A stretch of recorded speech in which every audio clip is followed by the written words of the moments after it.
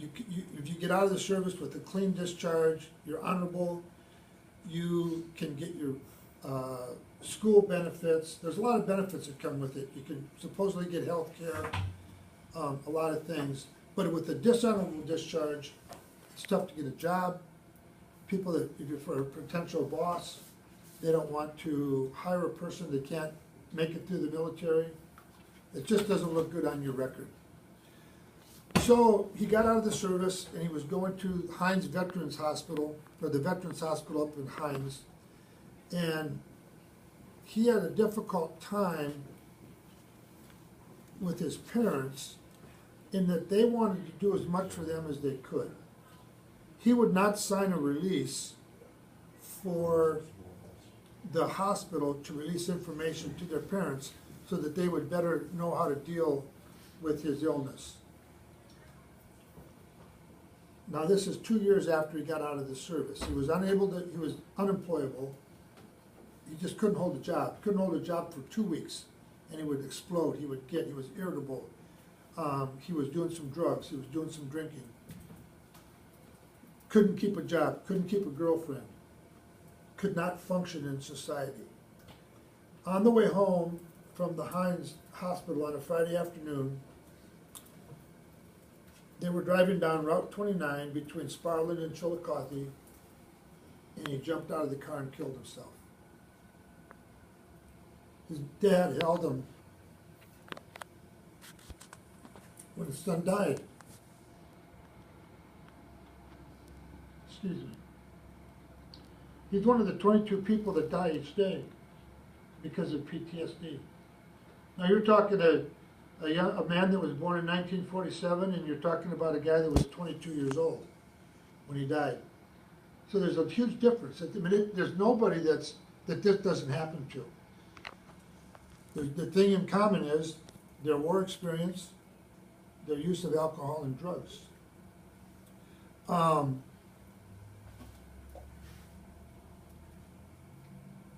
There's other people that I'm acquainted with that I don't have to tell you their personal stories, but there's 4 of us, all the same age. We all served.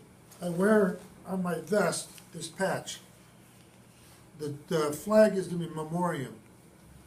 This guy was special services. He did a lot of bad things in the service that he couldn't talk about. He came back from Vietnam addicted to heroin. He kicked the habit, turned to alcohol, kicked that habit, and he was sober a long time. And he helped a lot of people. He was a very good friend of mine. He died of cancer, but he died sober. He did a good job. This one is from World War II. This is my dad's memorial. This one on the bottom, that's a guy that served for a brief time. He couldn't deal with the military. He was discharged dishonorably, and he drank himself to death. There's a couple more guys that I know that are still dealing with their problems, not very well. Some are doing okay. A friend of mine's daughter was engaged to a young man, real nice young guy. In fact, he went to school with Tisha's mother, and he came back from the service after one tour of Iraq, and he was a changed person. And the marriage plans were stopped right there. They could not. No one could deal with this guy anymore. This fiance could not live with him. Tisha played softball with the lady that Tisha is Sierra's mom. They played softball together. Girl from junior high, high school, and she's a real nice young lady, but she just could not deal with the way this guy lived anymore, with his problems that he was dealing with. Another friend of mine, Bill Dickey, 2 tours of Vietnam, Ranger sniper. Bad stories. He died both drunk and stoned. He could not deal with it. He was married to a good friend of mine. Got back from Vietnam and they got divorced. It just could not deal with it. You hear those stories now, and getting back to reality and the way life is today. Not everybody has to go into service to have a miserable life, as seen in this book. The main character, Haley's dad, he was in the service. None of the other kids' parents were in the service, and they had just as many problems. They were, one of them, I'm forgetting the names, I didn't write them down and I can't remember them all. But the Gracie, she was stealing pills from her mom. The pills were readily available in the house. She was taking the pills and she was sharing. Here, take these, it'll make your homework, it'll make math more fun. First of all, anyone that wants to share drugs and alcohol with you, be it pot, be it whiskey, be it a pill of any kind, misery loves company. If they're doing it, they're not necessarily want you to have a good time like they think they're having. You can be just as miserable as they are if you do those drugs or drink with them. You know, in AA, they talked about changing your playgrounds and changing your playmates. If you're in a situation where there's things happening you're not comfortable with, don't hang out in those situations. Try to get out of them as quickly as you can. They're not your friends. That happens everywhere, if you're in a service or not. There's a lot of things in this book that come out of the AA, which is Alcoholics Anonymous, NA, which is Narcotics Anonymous, CA is Cocaine Anonymous, that they'll tell you that you live life one day at a time. Just live for today, because we don't know what's going to happen tomorrow. We don't know, you know, you all lost a classmate last year unexpectedly at football time. There was a young man that got hit between two cars at the middle school, or the grade school, on a bike, but he lived, it's okay. But things happen, you never know when your day's going to live life for today, do the best that you can. Changing your, another thing see, I gotta get back on track here. Live life one day at a time. In the book, Trish, Dad's girlfriend, the stepmom to Haley, she was an alcoholic. She got out of the situation she left, and she moved. She joined AA. She was sober for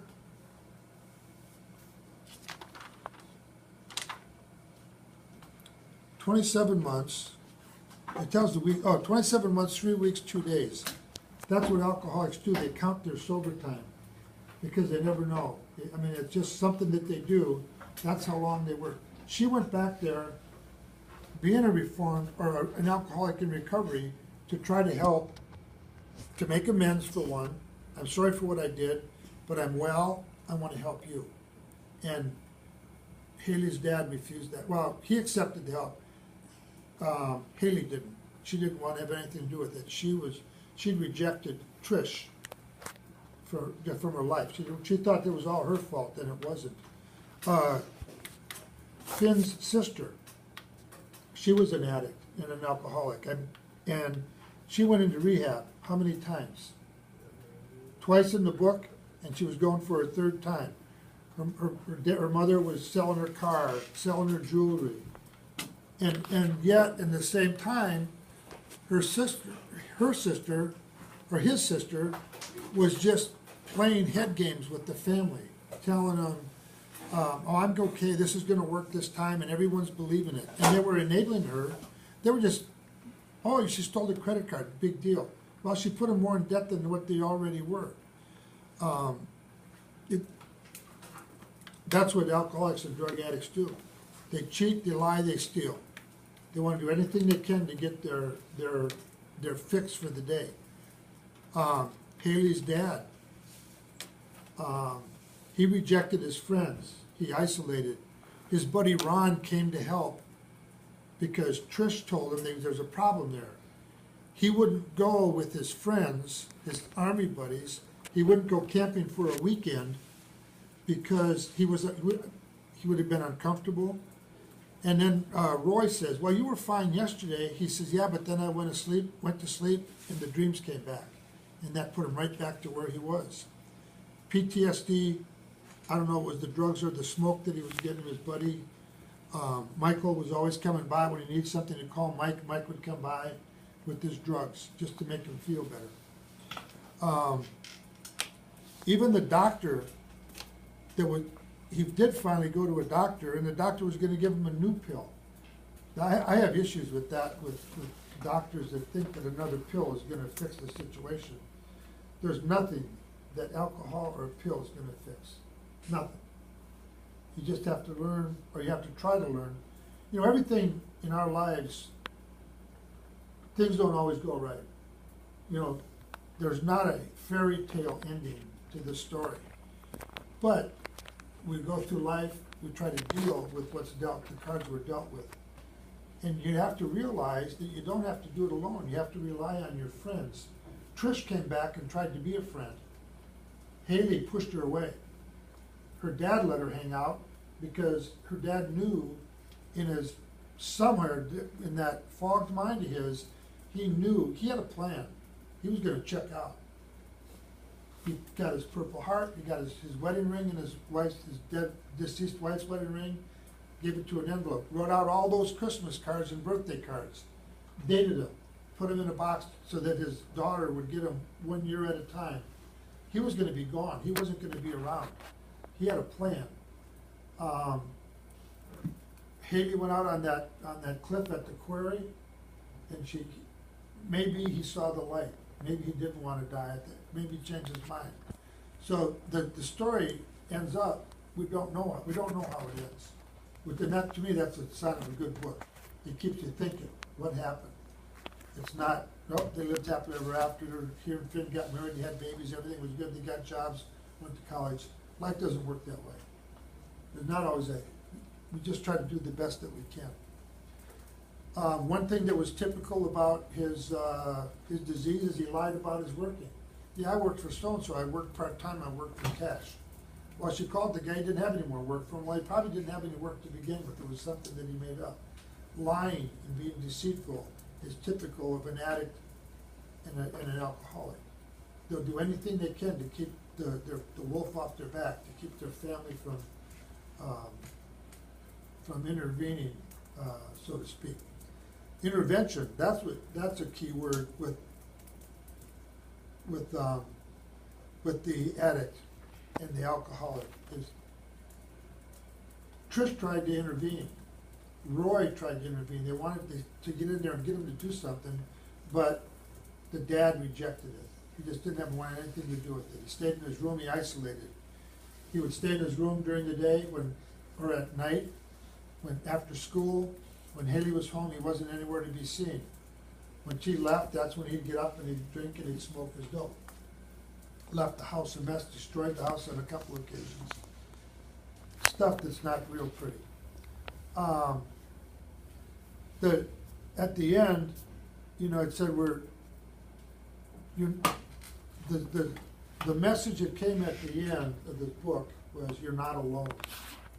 It said we're not able to put the pain of our past behind us, but we have to concentrate on loving each other.